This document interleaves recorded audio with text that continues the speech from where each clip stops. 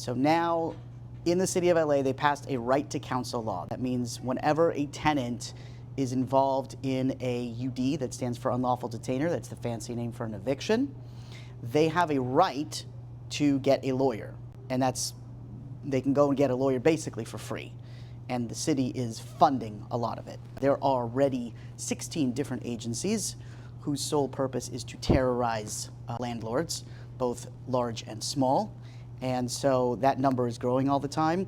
And so now you have to tell the tenants where they can go and get terrorist services for free. And the brilliant city decided, okay, we're going to publish this in 9 different languages, English, Spanish, and then 7 other languages. 2 Chinese, not just 1, 2 Chinese, Mandarin and Cantonese. And they said, well, what happens if the primary language of your tenant is not one of those 9? They say, then you have to give them all 9 translations.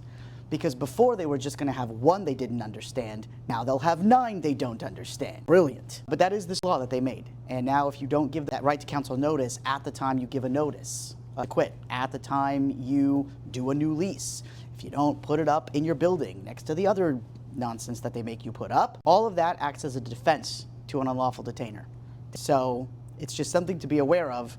And every 6 months, every year, they add some new nonsense. The purpose of the nonsense is really just to make it more and more difficult for landlords to be in the business and to evict people.